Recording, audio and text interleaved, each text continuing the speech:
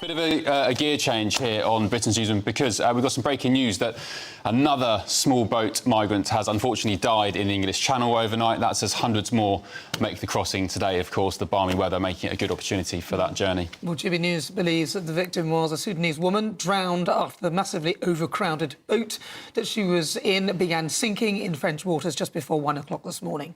OK. Thoughts with those people, unfortunately, who succumbed to the Channel. We're joined now by author Amy Nickell-Turner and political commentator Emma Webb in the studio. Thank you for coming back. Thank you for joining us. Right, well, I think we should start, because of this tragic news with regards to a migrant who's died. I'm going to start with this one. Border Force took migrants rescued from the Channel back to France the first time on Thursday. As the Prime Minister said, he wants an asylum seeker returns deal with Europe. Is this not a better way of sending people back so that they don't actually make the crossing in the first place?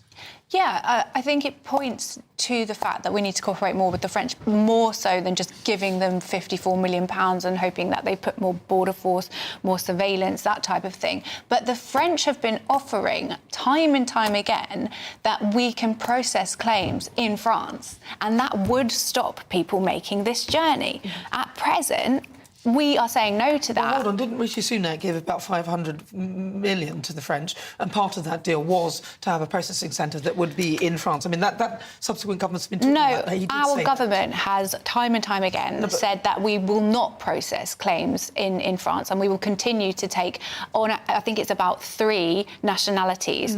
So we don't have the safe and legal routes. So there was money. Our government has said that we will not process claims in France, particularly from places like Sudan. That's where the lady who lost her life. Keir Starmer doesn't seem to have plans to process them in France. So I know I'm completely critical of all government approaches, because until they open up safe and legal routes for people from the likes of Sudan, this will continue happening. But look, safe and legal routes, all very well. You just have loads more and more people coming, but I don't think it'll stop people crossing the Channel in that way. I don't believe that the I agree. People will use the safe and legal routes as we've set up. That's but fine. There aren't safe and legal routes. But there are other ways of getting here. People will still do it, particularly those who are up to no good.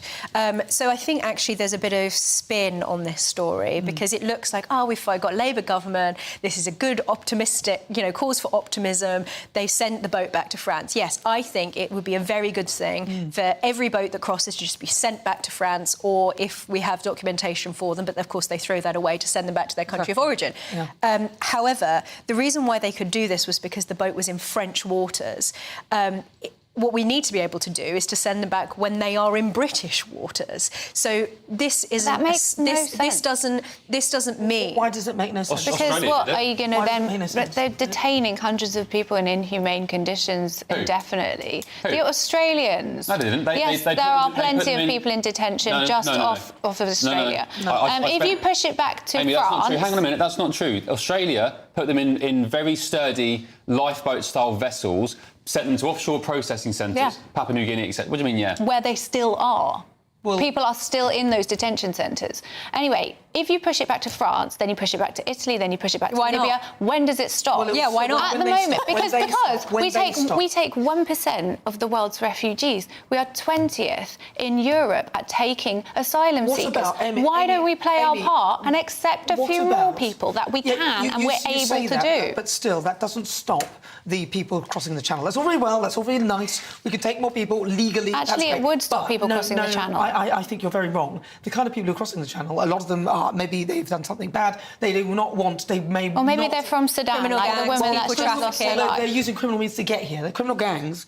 I mean, let's be honest, it's a people trafficking thing that people are doing, and you are condoning it. No, I'm not. I'm saying we should process people in France so they don't have to take the journey. I'm saying open, safe and legal routes so they don't have to take the journey. We're offering asylum to 3 nations at the moment. That's why people are getting on the boats. It might make a tiny dent in people crossing, but it's not going to stop the problem. And I think, we've seen with the situation that's been unfolding in our cities. I mean, there were effectively two riots last night. We can't even secure our cities and we can't secure our borders. It's an unacceptable situation. But the point, I think, about this story is that it's not a reason for optimism, because it's a one-off that they've managed, that they've sent this back to France because it was in French waters. The boat was so poor that they couldn't push it all the way to the UK. It wasn't really... If it's in French waters, it goes to France. If it's in British waters, it comes to Britain. So we need to be able to send boats back that even all the way up to from where reaching they our come shores. from. We find them on a Dover beach, we send them back to France. That's what we need to be doing. I don't know why. Because why otherwise is it we don't have secure France's borders. responsibility? Why is France why is more it responsible ours? than us? Because we have a global responsibility, surely. Oh, As one of the come on, Amy. richest countries